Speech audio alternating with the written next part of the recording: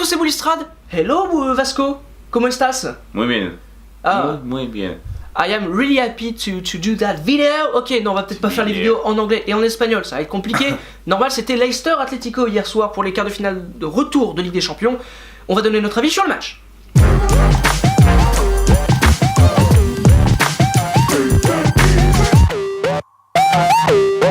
Match ennuyeux, globalement, deux formations très similaires qui se rencontrent, donc forcément ça ne donne pas l'intensité, on ne s'est pas forcément cru en Ligue des Champions, mais bon quand même c'était leur style de jeu habituel, donc y a pas forcément, on peut pas forcément avoir de regrets au vu du match. Ouais, c'était attendu en fait, deux équipes défensives qui s'affrontent, généralement ça fait pas un cocktail explosif. Moi je pensais au match aller qu'on aurait pu voir quelque chose avec un Atlético un peu plus offensif, malheureusement ça n'a pas été le cas.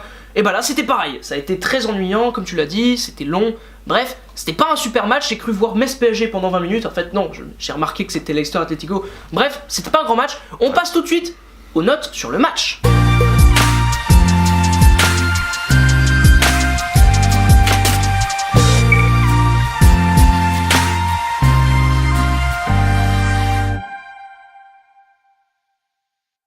Moi j'ai mis un 6,5.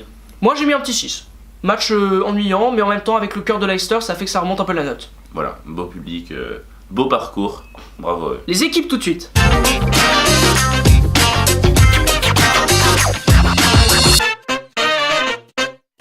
Moi j'ai mis un petit 7 pour Leicester, de par leur parcours, de par même leur seconde mi-temps surtout, mais de par ce qu'ils ont fait.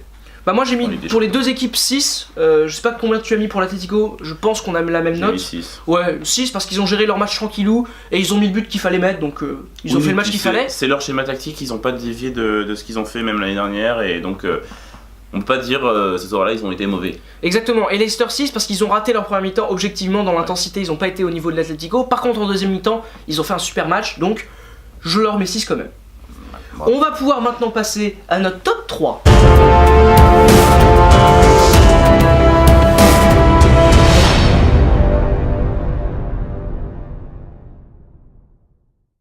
Assez compliqué, mais moi j'ai mis Saúl Ñíguez parce qu'il met le but déjà de l'Atlético, donc voilà.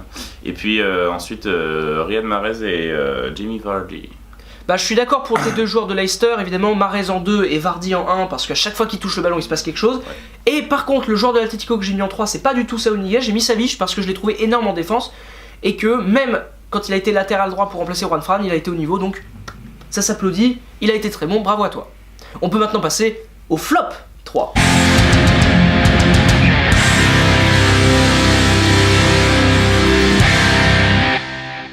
Bah écoute, je pense qu'on a globalement les mêmes, donc ce serait Jiménez et Juan Fran.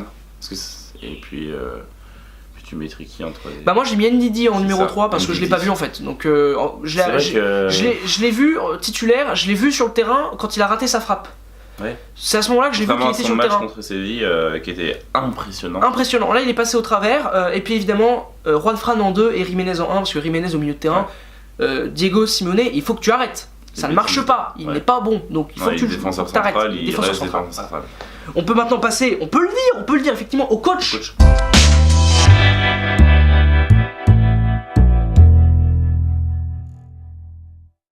Du coup, pour le coach de Leicester, j'ai mis un 7 parce qu'il a totalement changé toute son équipe en seconde mi-temps et ça a marché.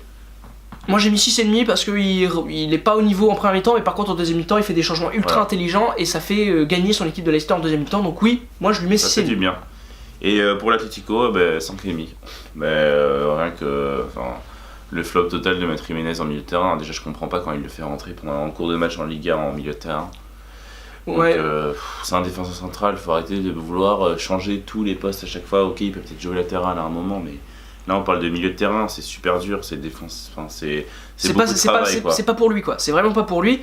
5,5 moi, parce que effectivement comme tu l'as dit, il a pas fait un super match, mais il a fait ce qu'il fallait pour que son équipe se qualifie, donc je lui mets juste au-dessus de la moyenne quoi, 5,5 ça me suffit. Oui. On peut passer à l'arbitre.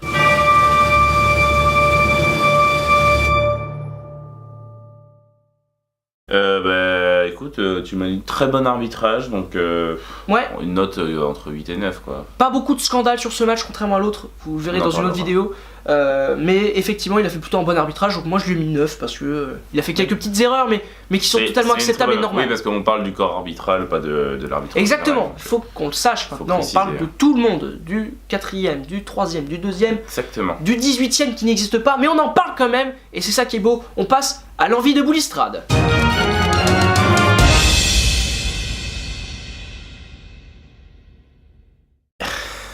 Mais moi j'ai pas. Non, j'ai pas d'envie à part peut-être. Je sais pas si c'est une envie, mais féliciter Leicester et leur dire de continuer sur leur lancée. Et j'espère rester en première ligue la saison prochaine. Et puis Boulistrade a décidé de mettre une envie aussi. Ouais.